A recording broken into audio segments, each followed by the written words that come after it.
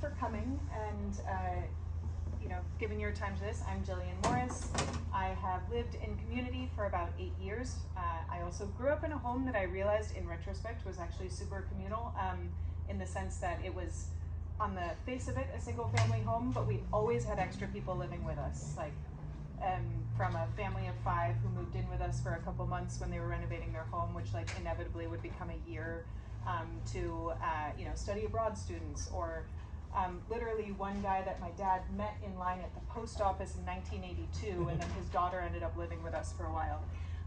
So anyway, I write a blog called Supernuclear. I'm going to give a pitch at the end too, but if you are interested, we want to collect best practices. I'm a huge believer in communal living and how it is not only amazing for us as individuals and something that you can benefit from, but how it's really important for society. So we try and catalog best practices.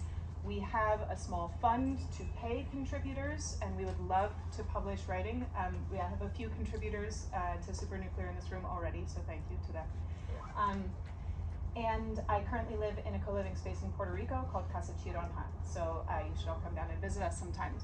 But I'm going to talk very briefly. At Casa Chironja, we do 5-minute lightning talks. I think I might be in front of my slides right now. And so this was a 5-minute talk. I'm going to expand it maybe slightly. We have 15 minutes, or I could just cut it off and we can have a discussion. We'll see how it goes. So I want to talk about the concept of fully automated luxury communism. So this was coined by this sort of sour-looking man, Aaron Bastani. He's very active on Twitter. He is very serious, and this idea of fully automated luxury communism, I think, is a really great idea. It envisions a future where, because of AI and automation, humans, instead of living in some sort of like doom apocalypse where we're all like fodder for the machines, like in the Matrix, where instead we can live in abundance because machines are taking care of us. So that's the fully automated part. Luxury, the idea that we, luxury, the idea that we don't have to make sacrifices anymore. When we have resource abundance, when we have abundant labor, we can have nice things. But a very core component of this is, for it to be fair, it probably needs to be centrally managed. And so that's where the communism comes in.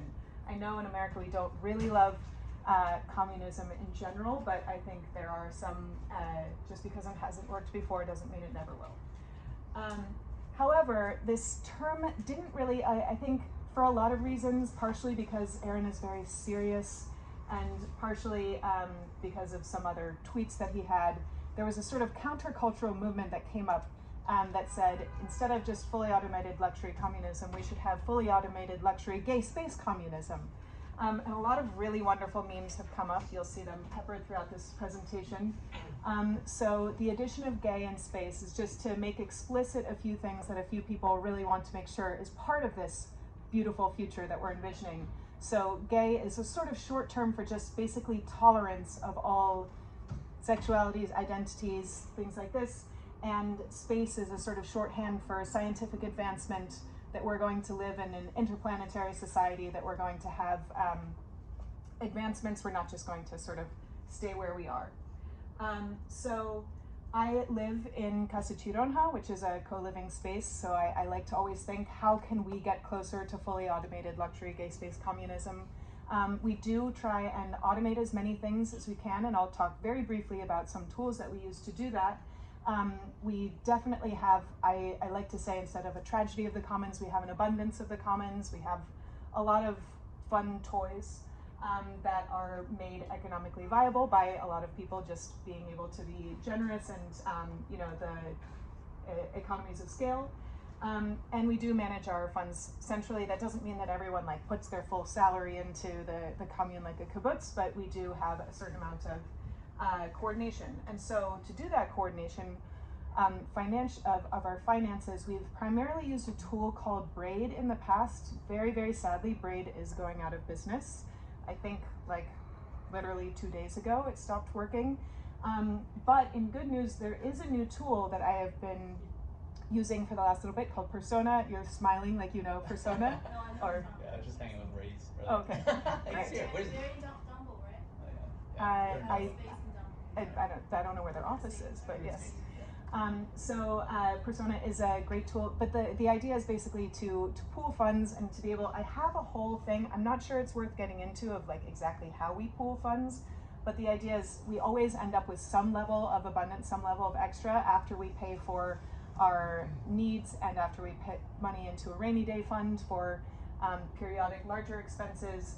And we manage that we manage our fund using a tool called co-budget. So basically at the end of the month, there's a certain amount of proportional distribution of extra funds, and then you can pledge your funds to things. So you can cash them out if for whatever, like there's nothing wrong with if you are tight on money, you can cash it out, but you can also put it towards things like buying a piano for the house, or we're gonna have happy hour, or this was a book that one of the people in our house wrote, and so we were buying copies of it for everyone to support him, speakers, etc. But this could also be used for community solidarity funds, for scholarships, things like this.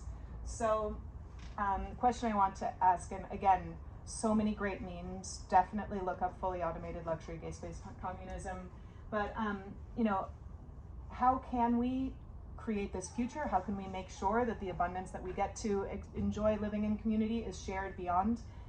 One of the biggest things that I care about is education.